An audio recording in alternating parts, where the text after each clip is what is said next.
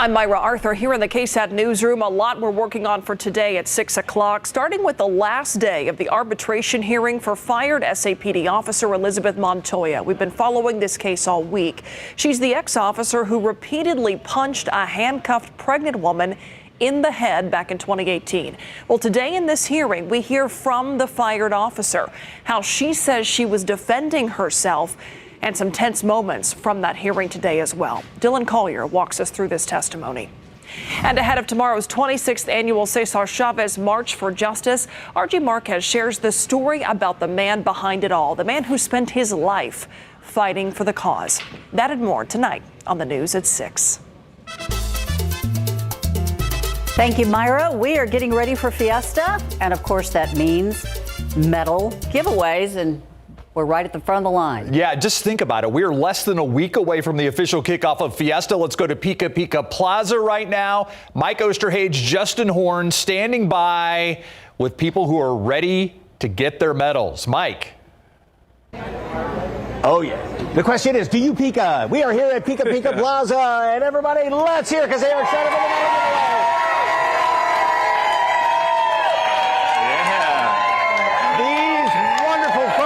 Have been waiting for, gosh, at least an hour or so. 200 medals, or maybe more. The great KSAT weather medal is going to be given away. Right there, muy caliente.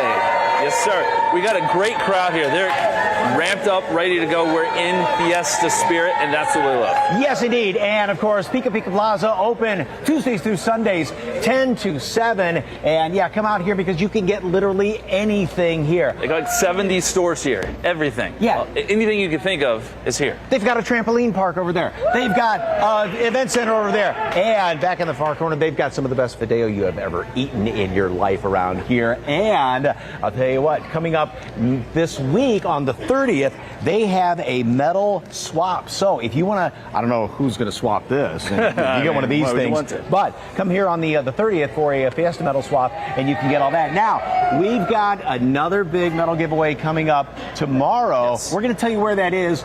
Not quite yet. You're going to have to stay tuned. Yes. Right? Are y'all ready? Medal giveaway in about an hour. More coming up at 6. What a crowd. So excited. Look at that. Great to see that. You know, I was a little afraid the other day when Kasky was doing his giveaway, getting the oohs and the ahs during the forecast. During the but weather. that would be something he'd get used to. So I hope you're not expecting us to ooh and ah for your forecast, Adam. It wouldn't hurt. I'll put it that way. I'm not going to discourage it. Complain. I'm not going to discourage it. I do have a little trick up my sleeve I think I'm going to pull out next week. All right. Live on air. Love it. As we kick off Fiesta. The boss just got nervous. This is between us, okay? All right. Gotcha. Ask forgiveness, not permission, Ursula. Come on now. We all know that. All right, this morning we started at 41 degrees. Then by the afternoon, we made it to 87. So we're talking a 46-degree temperature spread from the morning to the afternoon. It's one of those days where it's kind of hard to dress around it because you have to dress in layers. We're going to see a pretty big temperature spread again this weekend, both Saturday and Sunday, but it's not going to be quite as significant. But the reason for that temperature spread, our dry air. Take a look at our dew points right now. Down in the teens to near 20, whereas the actual relative humidity, the amount of moisture that's in the air relative to how much the air can hold, relative humidities are down in the single-digit percentages. So we're talking 10% and less relative humidity. So the air is holding right now about 10% of the actual moisture that it can. And that dry air cools very quickly at night and warms very quickly in the sunny afternoon. It's like desert weather, really. But notice how our dew points do climb a bit. Just a touch this weekend, but early next week, you'll actually notice some mugginess in the air. That's going to narrow the gap between those morning temperatures and the afternoon temperatures. It'll become a little bit easier to plan your wardrobe is the bottom line. Right now, 91 Pleasanton. Cotulla, the hot spot at 94. Del Rio, 91 degrees, 86 in San Antonio and New Braunfels. You get to Castroville, 90 degrees. You get the idea. For the most part, well into the 80s, even around 90. Stinson and Pleasanton, both 91. But this is what we're expecting tomorrow morning as you start the day right around 50 degrees, but I do think we'll dip down into the upper 40s in some locations. Most of us right around 50. And then by the afternoon, we warm up a good 35 to 40 degrees. So there will be another big gap tomorrow. Early risers, outdoor plans in the morning, dress in layers by the afternoon, shorts and short sleeves, flip-flops, A-OK. 91 Port SA, 86 Bulverde, 88 Seguin tomorrow afternoon. Look at it this way in terms of the line graph. From 50 at 7 a.m. to 73 at 11 a.m. to right near 90 degrees by 4 and 5 p.m. I wish we could get some rain, but unfortunately, you look at the newest drought monitor and the situation is just getting worse in our area with the extreme and now exceptional drought starting to creep its way in. And our next system is still near Alaska. We've got a lot of sunshine right now. Upper level high near Los Angeles, the big blue H. Sunny and dry with that, of course. That ridge is going to be influencing our weather moving overhead through the weekend. It's going to be replaced by this upper level disturbance, that swirl you see near Alaska, by Tuesday. So Tuesday night, we've got a 30% chance. Until then, nothing but sunshine. A bit windy this weekend. Some gusts 20 to 25 miles per hour. Highs in the upper 80s, right near 90 degrees, and we'll still be in the 80-degree range next week. But even windier by Tuesday and Wednesday, and just that 30% chance Tuesday night. Thank you so much. All right, there's still a lot of questions surrounding this quarterback, but now it's Cleveland's issue. Right, because you're talking about Deshaun Watson, who was introduced today as their brand new quarterback, but a lot of questions, as you say, still remain to be answered. When we come back, you'll hear from him for the first time. And also, we have an upset in the NCAA tournament right here in the Alamo City coming up.